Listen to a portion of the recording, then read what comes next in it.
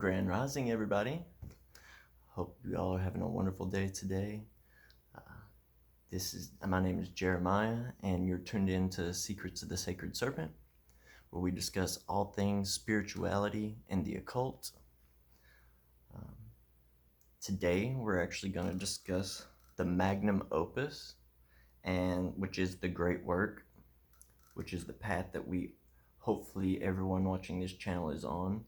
The path of self-mastery, self-deification, apotheosis, becoming the greatest version of yourself that you can be, stepping into your divinity, and using your subconscious mind and magic to manipulate the world around you to have basically heaven on earth. So, we're going to be discussing the 7 operations of alchemy. And as we go through this process, you're going to notice multiple different patterns arising, Kabbalistically, Hermetically, and with the kundalini and the chakra system. So this little presentation is going to kind of tie them all together and show the stages of becoming a living God, literally. So we're going to start out with step 1, which is calcination. You may see me glance down a couple of times to check out my notes. I just want to make sure that with this video I'm very precise and I just get to the point and make it as quickly as possible so I can keep your guys' attention, because this is going to be an important video. So step 1 is calcination. It has been called the death of the profane. This is connected to the element fire, and it's also connected to your root chakra, where the coiled serpent resides, your kundalini. This process that is actually going on is connected to the planet Saturn and lead, like lead is connected to Saturn. And this process is considered your baptism by fire of the kundalini. So this is also slightly connected with the skull, even though its main area and location is within the root chakra. It still has a connection with the skull, and it's with it being connected to fire and the baptism by fire. This is a burning away of the false self. So you're literally burning away false concepts that you hold within the psyche and your ego, basically. This is the step of beginning to have knowledge of self and beginning to take these steps onto the path of self-mastery. This is literally getting down to the core of who you are. When you're in this step, this is this place where you begin to hopefully be doing a lot of shadow work, to be dealing with all the repressed aspects of yourself that you haven't dealt with throughout life, because most of us are raised with without any type of training on how to deal with our emotions and how to express ourselves fully. We're with political correctness and just all kinds of other societal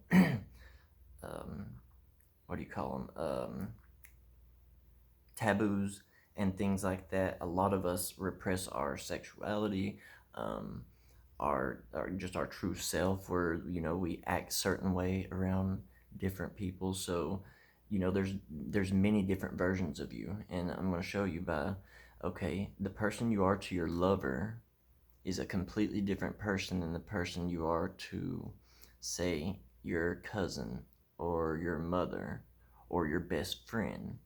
Each of these people, you're going to act differently when you're around them. And these are all false aspects of the self. These are parts of the ego that is created, and you pretty much create it in like a survival mechanism type of coping mechanism. There we go. So, and then when you're at work, you're a completely different person at work than you are at home with your family. Same thing as if you're, when you're young or whatever, if your family had you going to church, you act different in church than you did at school or something. And what I'm trying to show here is that what you think of as yourself is much more multifaceted and multi-layered than you would believe, and 99% of this is false. The true self isn't it's illusory. We're all basically the macrocosm in many different little forms. We're like mini universes, and the way that the universe projects itself in order to experience itself. So we're all one. Therefore, the identity of the self, of you as something separate from creation and having your own type of identity, is the ego, and the ego must fall away, and you can't ever get rid of the ego. It drives me crazy seeing videos, kill the ego. As long as you're in the physical realm, you're gonna have your ego. What you have to do is tame and refine the ego so that it works for you and takes a back seat, and you, the spirit, are controlling what is going on, not just allowing the ego to basically run your life like most people do. This is really getting to know the true self, the true you. And most of the time when people go through this early stage of kundalini awakening, this is usually when people have what's called the dark night of the soul. And many of you know exactly what that is. It's when you go through a really, really dark phase before you start to break through the darkness to the light. And you must go through the darkness to get to the light. Just incarnating here and not knowing who we are, forgetting who we are, and then finding out who we are throughout life is the whole journey. This is where you awaken the kundalini within the root chakra. And this is where you begin the process of separating from materialism, the destruction and refinement of your ego. And like I said, this is with the element fire. So it's literally the kundalini fire is burning away all these impure aspects of the self and unbeneficial aspects of the self. And that's connected to Bina. We're going to move to step 2 now, and this is dissolution. Dissolution is connected to your genital chakra or sacral chakra. This is the element water, and it actually has changes in the lungs and the spleen within the physical body, and this is where you begin the process of removing dogma that has been these long held dogmatic beliefs that you've been trained to have by religions, politics, and just society as a whole. Your family, many different things program you to believe what you believe. And this step of the process is connected to Chesed, Jupiter, and the metal tin. So this is where the process where after you have burned away the false self to ashes, complete powdery ashes, this is where you dissolve the ashes into water to do another step of purification. And another thing I need to say here is these processes are used similarly in practical alchemy, where they're actually changing things like kind of like chemistry, mixing things to do it. But the true essence of alchemy is purifying the physical lead into spiritual gold. And that is the process of self-deification, self-mastery, and coming into your godhood, completing the great work within this lifetime, the Magnum Opus. So this is where you dissolve the ashes of calcination. This represents a further breaking down of the artificial structures of the psyche by total immersion in the unconscious or subconscious. This is the rejected part of our conscious. Dissolving the water of dissolution can take the form of dreams, voices, visions, or strong feelings which reveal a less ordered and rational world existing simultaneously within your life. So these are the intuitive feelings that you get, visions you may have, voices that you may have of yourself, or external voices, thought forms, dreams where you have like prophetic dreams, or what do they call it? Can't think of the word, but where you precognitive dreams, stuff like that. These happen during this process, which is within the sacral area. It's also experienced as coming into a flow state. So anytime that you are doing anything, dance, flow arts, art, making music, anything that you do that you actually can get yourself into a flow state that's like a meditative state, is existing within this stage. And this is the continuance of the kundalini rising, and the opening up of the channels, the nadis and meridians throughout the body, to recharge and actually elevate the cells of the physical body. This is where, at this point, in step one, you're having the death of the ego death, or dark night of the soul, beginning of the stages. In this step, you're actually starting to see some spiritual things happening to you. And steps 1, 2, and 3 are considered black alchemy. But yeah, this is where you're really starting, the energy starting to move through you, and you're actually starting to notice changes. You're doing the shadow work, so therefore you're dealing with these repressed aspects of the self, and you're really coming to know yourself.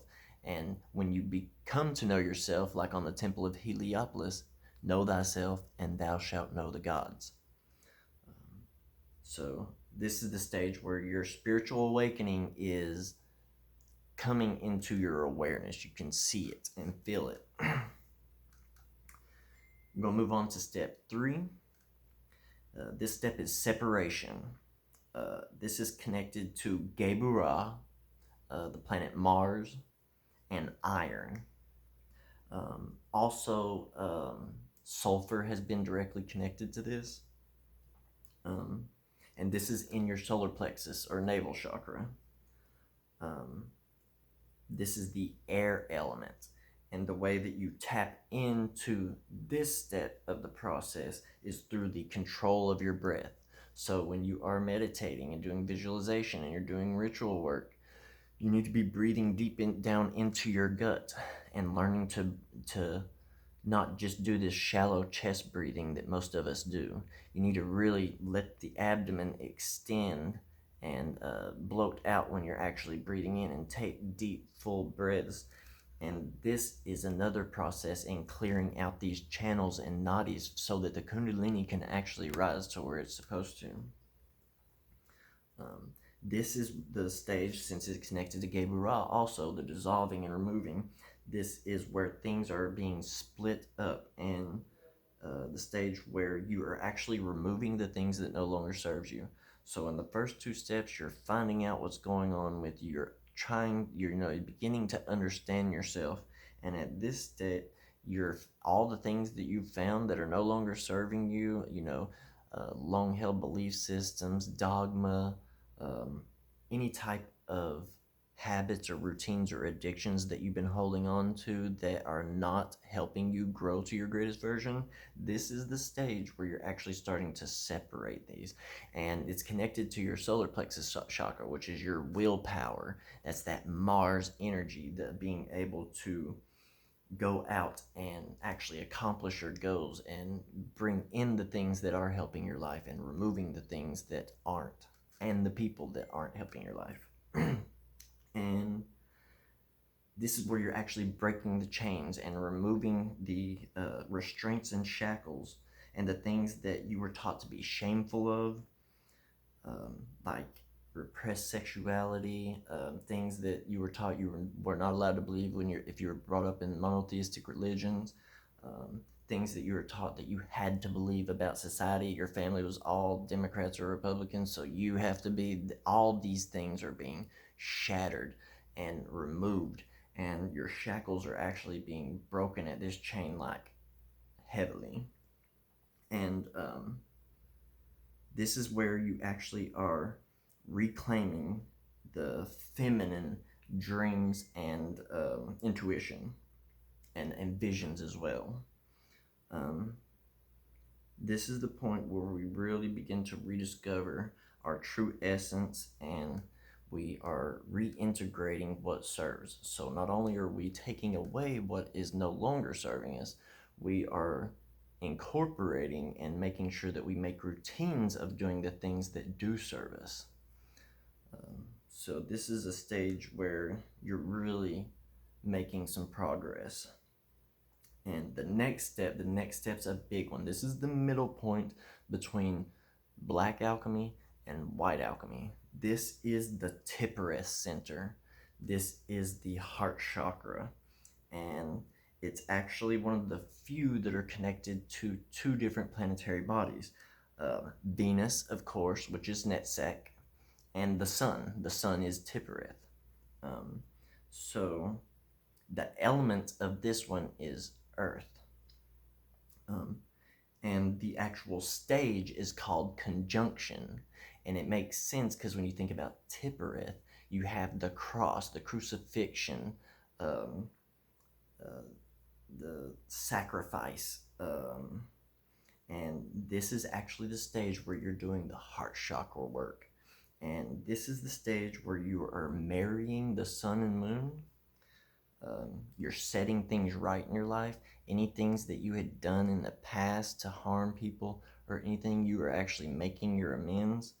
And even with yourself, when you have neglected and harmed yourself, either mentally, physically, emotionally, you're forgiving yourself.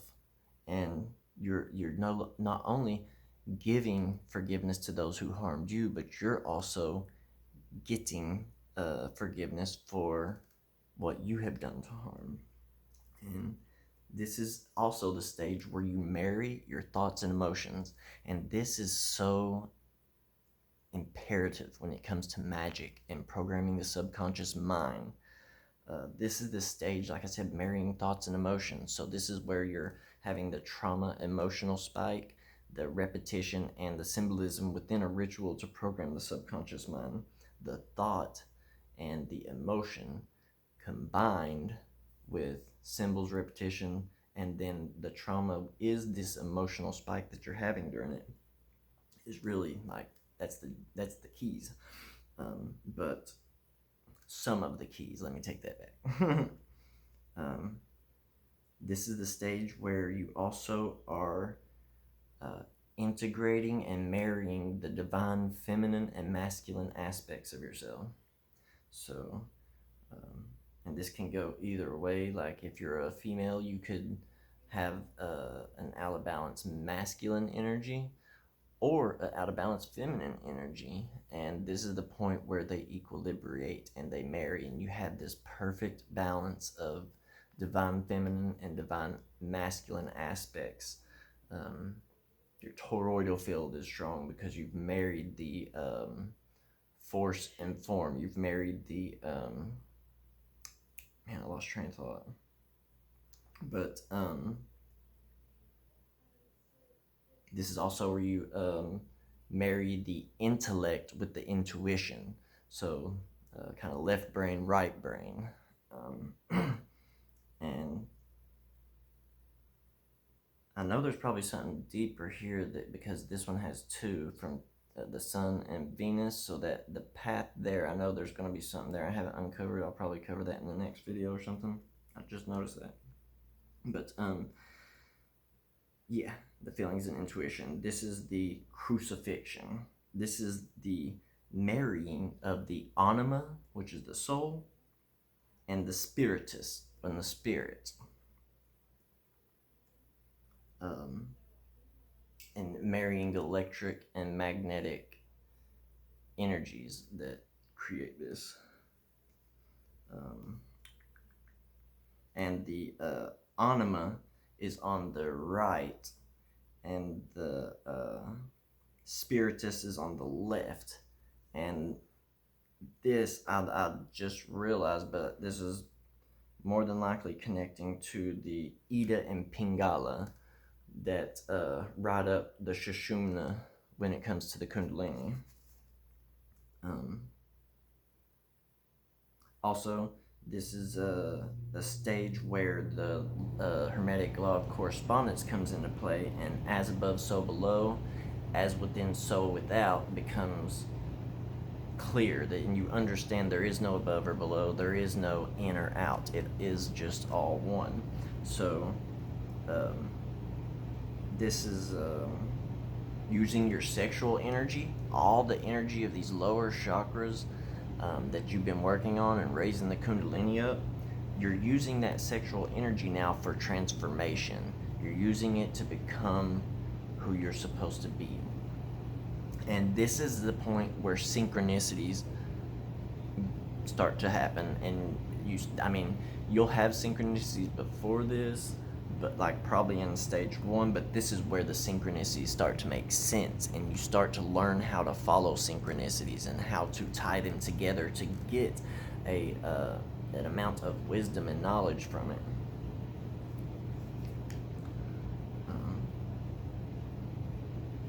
So that's Netzach and Tippereth is connected there. It's in your heart center. Okay, I think I've covered just about everything for this one. This is an important stage. All of them are important, but definitely this is pretty important stuff if you're actually practicing magic or, spirituality, and you're just trying to perfect yourself, or working with your kundalini or chakras. Moving on to step 5 now, and this is the fermentation process. This one is connected to Hod, which is Mercury, and it's connected to the throat chakra. Vibrations and tones are how you become really extremely effective here. Mantras, just speaking your truth, teaching, many things, anything that has to do with vibration and tone, even music, any type of art, spoken poetry.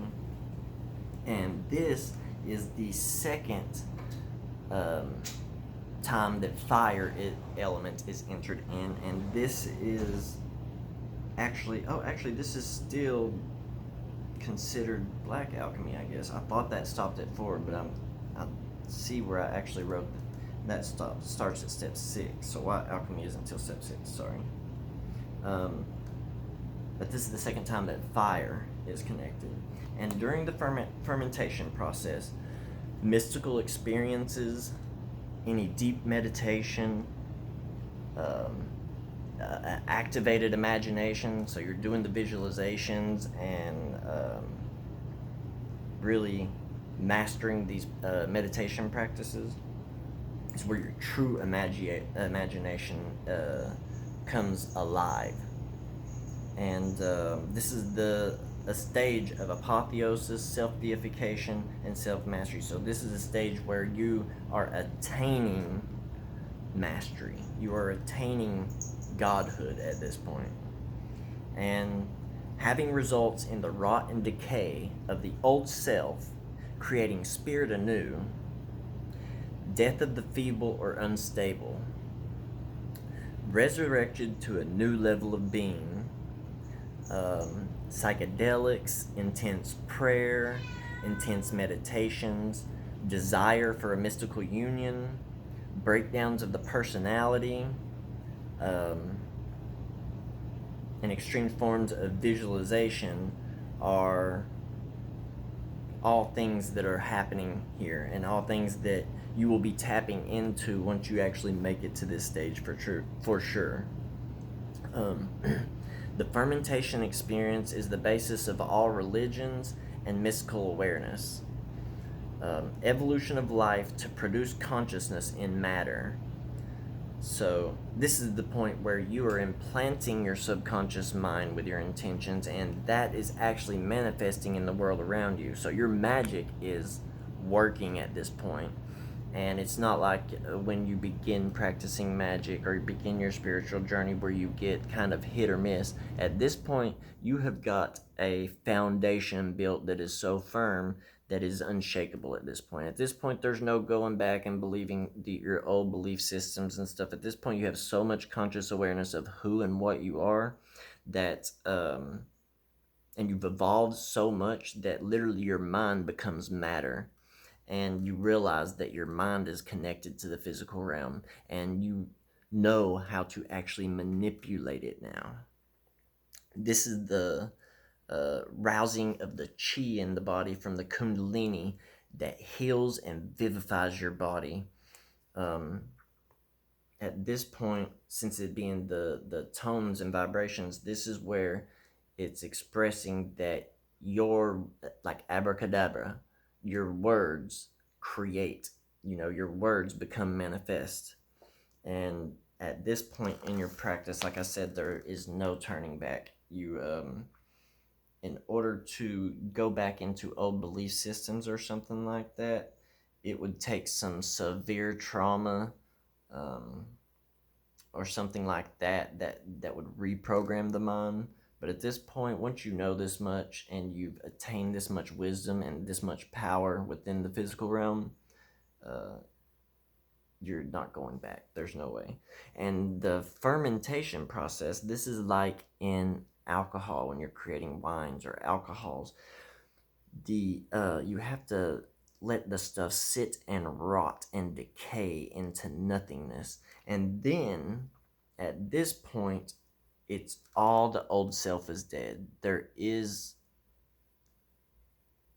traces of who you used to be within your being, but they're no longer a part of you.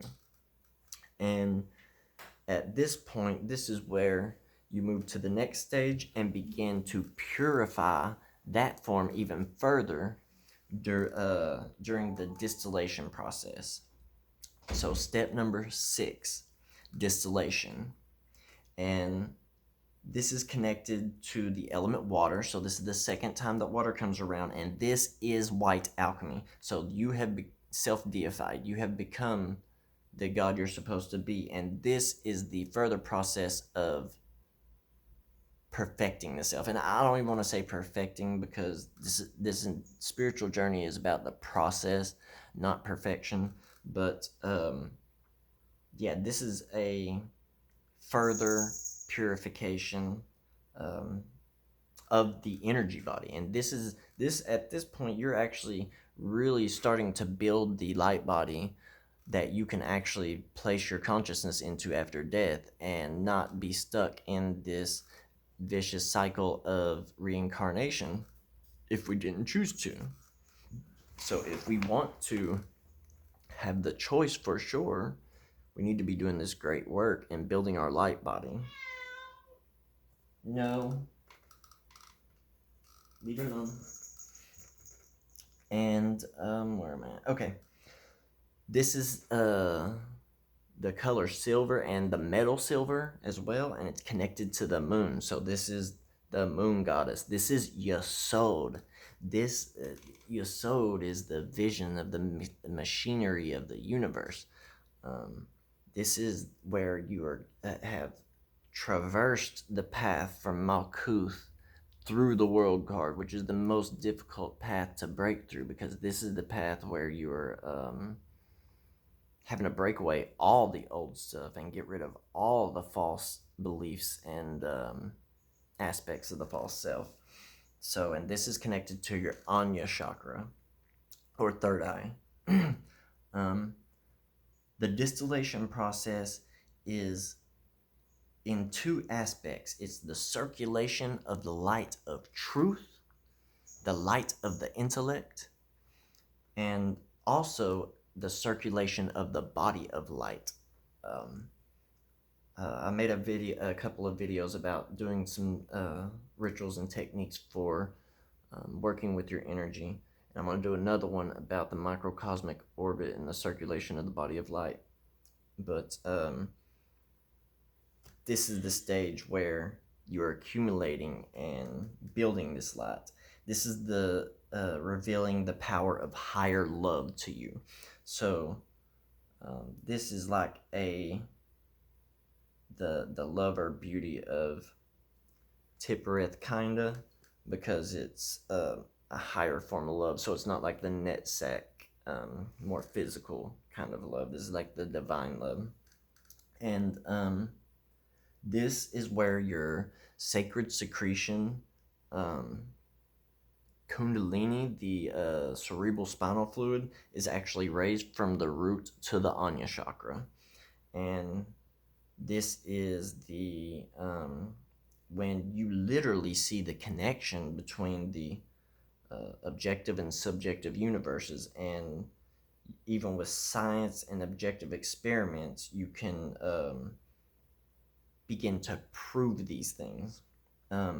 This is where you actually return to a state of innocence and pure potential. So we're actually moving back into a stage like when we were from the ages like 1 to 7, we were constantly in theta wave, where we were constantly receiving things. This is the point where we can receive things not from the world around us, but from the entire universe. And this is the process where the cycle of as above, so below within the heart center, and as within, so without, this is the point where that energy cycles. So instead of just as above, so below, it's as above, so below, as above, so below in a cycle. And this is within the physical process of distillation, with the vaporizing and condensing and then falling down again. So that's the physical manifestation about what we're speaking about. But this is, I'm talking about the psyche, the subconscious mind, your energy body, and your spiritual self. So this is a point where you have agitation and sublimation of the psychic forces that are necessary to ensure you that you don't have any impurities of an inflated or out of tame ego to exist. Because beyond this point, you're at such a stage of divinity that if you allowed the ego to, at one of these lower stages, to create like a spiritual ego. So I'm sure you guys have heard of that, where people will be into spirituality and stuff like that, and they think that they've got their ego under control, but then they immediately start believing they're better than somebody because they don't eat meat, or they're better with somebody because they meditate more than them, or because they work with certain gods, or because they do things different. Make sure that that isn't possible. Oh man, I hope this video doesn't cut. If this video does cut, actually I'm gonna go ahead and jump to the last stage. This is the stage of coagulation. This is where your being releases the ultima materia, which is the glory of the whole universe.